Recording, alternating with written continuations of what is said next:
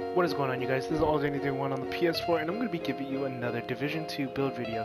And with this build video I'm going to be giving you is going to be another AR build video, pretty similar to the Clutch Berserk build, but it's going to be a lot more squishy, but also helping you push out a lot more DPS. This build is technically meant for speedruns, because in speedruns you want to have a lot higher damage output than you do want with more survivability. And the more survivability and the less damage output you have, that's more for casual runs, but you could still use those type of builds for speed runs as well, more so like I guess under 25 minutes or even just a little under 20-minute runs. But with this build, this is really pushing the damage to its limits. So let's go ahead and go right into it. First things first is, I do play as a sharpshooter or the TAC 50, but you can play as any of the classes, it doesn't really matter.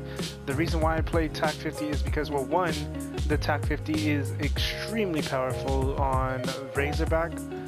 If you have about 4 TAC 50s, you can pretty much one-shot one side of Razorback, the 1-4 side, which is front, or the 2-3 side, which is the back. You can one-phase one of those sides. If you have obviously a high enough TAC 50 damage, if your TAC 50 is up to like maybe 490k and higher, you can have 3 guys that have 490k on one side, 3 guys on the other, and then just one phase it like that. But you know, that's just gonna come later. But for me, I just run the TAC 50 because mainly the stability and the TAC 50 itself. You can run the crossbow as well because there are good perks like the medkit perk, where not only you're healing yourself but you're healing your allies. That's also really good. It's very useful. And you also have like the skill haze, but the skill haze really isn't that big of a deal, honestly. And then you have the grenade launcher, which the grenade launcher itself is very powerful against the dogs. It's really powerful against, you know, the dogs. You can just shoot the dog one time with the grenade launcher and it'll take out half its health, or you can shoot it twice to just completely one-shot it. It's also really good against Buddy and Lucy. The other really good thing about the grenade launcher is if you're really bad at rolling out of the bombs, you won't take damage on the first bomb. You'll just take damage on the second one if you don't get out of the way. The minigun itself sucks, but the perks on the minigun build is all really good. So yeah, you can run any of these 4 that you'd like. I personally think for a speedrun you definitely want to run a TAC 50 though. Now for the build itself, I'm running an Eagle Bear, my SMG, and obviously the X45 TAC for my sidearm. The Eagle Bear is my main weapon. It's only at 30.8k. I can push it to about 31.7k, but the damage output, the differences isn't really that big of a difference. Well, this one is actually doing a little bit more damage than my 31.7k in terms of like my actual gear itself. And then I'm running the Vector SBR 9mm because of the fact that it has stop, drop, and roll. I'm not running it because I'm going to be using that Vector. I mean, I use the Vector if I need to heal myself or whatever, but I don't really use the Vector as much. This is just it's just there for the holster perk pretty much. If you want, you can run with stop, drop, and roll, or you can run with protected reload. Yeah, protected reload and stop, drop, and roll for the secondary would probably be the 2 best, next best, or transmission, which is another reason why I'm running the X45 TAC, because it has transmission. So transmission is very useful because you can basically send the shock back to the enemy. So if you get hit by Boomer, it'll send the shock right back to him or to whatever nearby enemy there is within the 10 meters. Same thing with the shock drones or Lucy. If you get shocked by them, it'll send it right back. It does occur once every 60 seconds. Same thing with stop, drop, and roll. Those only occur once every 60 seconds. Now with my gear itself, I'm running 1 Sokolov mask, and then 3-piece Wyvern, Fenris chest, and the Alp Summit climbing gloves. So the ideal way, the more realistic way you want to go about this is you want to run 2 yellows, 1 red on the Sokolov mask, which I have right here, which is actually really nice 40% DTE, 2 yellows, and then spotter. Make sure it has the spotter perk on it. You don't want it to not have spotter perk on it. The reason why I'm running 2 reds, 1 yellow is because it's what's going to help me push this build a little bit further until I find the pieces that I really need to find. The next one you want to go with is 1 yellow, 2 reds on the Wyvern backpack. The reason why is because the Wyvern backpack can already come with a utility slot and 1 yellow. So you'll get that. So you have 1, 2, 3, 4, and then you want to get the last yellow piece on the Fenrir's chest piece, not a harness chest piece. The harness does give you the utility slot. You want to get a Stritzvast chest piece. That comes with 1 yellow attribute and 2 reds. Hopefully that the 2 reds can come with a decent amount of crit chance at about maybe 8% crit chance is what you want to aim for, maybe even 5% crit chance with and then you can just roll the weapon damage on it, because the reason why you want Stritzvast is because it comes with an offensive mod slot. So anything else won't really be that great, but the Stritzvast is definitely going to be the one you want to go with. Now I went with the harness because I do have 3 reds on here, but it also came with a utility slot. The reason why I don't want the utility slot and want an offensive slot like this one is so I can get an increase of 5 or 6% AR damage, but this is the reason why I'm running this is because it comes with 8% crit chance, and I also have that extra 0.5% weapon damage on here and the 8% headshot damage, so technically I can put out a little bit more damage with this than I do with the other one. And then for the Alp Summit climbing gloves, the reason why I say the Alp Summit climbing gloves is because it's the only gloves you can get with an offensive mod slot. So right here, that way you can throw on another 6% AR damage. And what you also want to really look for in offensive mods are offensive mods that have AR damage with damage to armor or damage to health, one or the other. Or honestly, I would prefer going with damage to armor because most of the enemies are going to have armor anyways, and then the health damage, you already get a 29% extra damage increase with damage to health. And then for the knee pads, obviously I'm running the Wyvern knee pads. You can go up to 9% crit chance, I believe, or even 9.5. I think 9% is the cap, either 9 or 9.5, but 8.5% crit chance isn't bad either. You definitely want to make sure you get the right type of Wyvern knee pads. I don't know if there's any different types, but whatever you can get, as long as it has offensive mod slots and hard hitting. And then the Wyvern knee pad, or Wyvern holster that has an offensive mod slot. So you don't want to get the Wyvern knee holster that comes with 2 attributes because you won't get the talents. You want to get it with 1 attribute and obviously hard hitting on it. The reason why you want hard hitting on pretty much everything is because hard hitting, or I guess damage to elites, is multiplicative. So you definitely want to get that. It's going to be a much bigger damage increase. Now for the talent, also on my backpack I do have hard hitting and vital, so this is a very hard backpack to get rid of, and let alone to find 2 yellows, 1 red, hard hitting vital. This is just not an easy backpack to really get, but yeah, if you can end up getting 2 reds, 1 yellow, hard hitting vital, that would be the backpack you would most definitely want to keep and save. 2 yellows, 1 red, Sokolov mask with spotter, 1 yellow, 2 reds, Stritzvast, or Stritzva. I don't know how you would pronounce it in, I think it's German. I don't know how you would pronounce it, but yeah, that's what you want to get, the Stritzvast combat vest because of the offensive mod slot. Now for the abilities you want to be using, obviously a revive hive and then a drone. The reason why you're going to run the drone is because, well, if you're running sharpshooter, you can either run the tactician drone or you can run a defender drone. If you have someone running tip of the spear, they will most likely, more than likely, run a a regular pulse, so you wouldn't necessarily need to run tactician drone. You can just run the defender drone. Now if you don't have a tip of the spear in your group, or you know that tip of the spear person isn't running pulse and they're running something else, you can run a tactician drone and you'll still get the benefits from the tip of the spear guy because it's they're giving you the bonus without them having to pulse, because with tip of the spear, I'll just go ahead and read what tip of the spear does for you. It says when killing an enemy, trigger a small pulse from their location. So it's not that one, it's the second one. Party or raid members deal 20% extra damage to pulsed targets. So it doesn't have to be the targets that the tip of the spear guy pulses. Any enemy that is pulsed will take that damage, as well as the spotter being applied as well. So both of them are also multiplicative. Spotter is multiplicative and the tip of the spear is multiplicative. What is not multiplicative is on the ropes. So on the ropes is adding an additional 25% base damage to your base damage.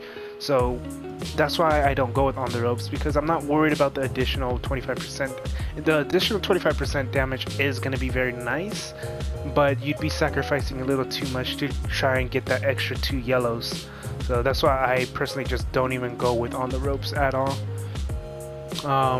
But yeah, also what's really nice with not just the tactician drone, just the drone in general, is you do get 2 free mod slots. You get the skill haste and you get the duration, which with the duration, I mean the base is already at 5 minutes long, so you're at 540 seconds increase now from the 300. So I wouldn't even worry about going with the duration. If you can, try to get a mod that can help you push your skill haste or your cooldown lower. So I went down from 27 seconds to 21.2 seconds, and then you would just break your drone just like this. So I'm just gonna go ahead and use my drone here, and I'm just gonna break it, and as you can see, instead of 21.2 seconds, I'm at 11 seconds. So make sure you can break your drone before it goes off cooldown by itself, so that way you cut the cooldown in half. And now I'm just going to go ahead and show you the stats that I'm running. Oh, and another thing before I forget is the reason why I run clutch is because I don't run a chem heal, right? So you can still heal yourself even with 32.4k health. You can still heal yourself, right? You won't be able to face tank as if you had 150k health or 180k, whatever, more than 100k health pretty much. You won't be able to face tank anything. But the point isn't to necessarily be able to run up and face tank everything. The point is to run up and kill everything before they kill you. So having clutch is going to be a nice little safety net, a nice little safety mechanic. Plus you can easily get unlocked clutch because one, you're going to have the crit chance to have the crit restoring your health pretty much all the time and your armor, but you're also, it's easier to obtain clutch on an Alp Summit climbing gloves. But you know, it's also easier to obtain it because you're already gonna have less than 4 blues anyways. You're gonna have almost no blues, pretty much like this. You're gonna have 0 blues. But if you don't want to go with clutch, you could always go with hard hitting. That way you could just push your damage even more. So as you can see, I'm at 30,763 weapon damage, 55% crit chance, 47% crit damage, 63% headshot damage, 29% all weapon damage, 50% assault rifle damage, and 81% damage to elites with 29% health damage. And that's just the base AR health damage itself. Now, like I said, if you threw on instead of clutch and threw on hard hitting instead, you would be obviously around 90%. You want to shoot for that 40% DTE mask. If you don't have a 40% DTE mask, it's fine. You could always run with 30%. You want to at least be 75% damage to elites in total though. Yeah, just in total, because it'll definitely be noticeable. But that's pretty much everything here. Also, the other thing I would suggest is on the yellow slots, just try to put anything that has drone, not pulse, but the drone skill power. I don't know why I have pulse here. Let me go ahead and find a drone skill power that I can throw on. I'll just do that. And then the same thing with my chest piece, since I have there, it's already there.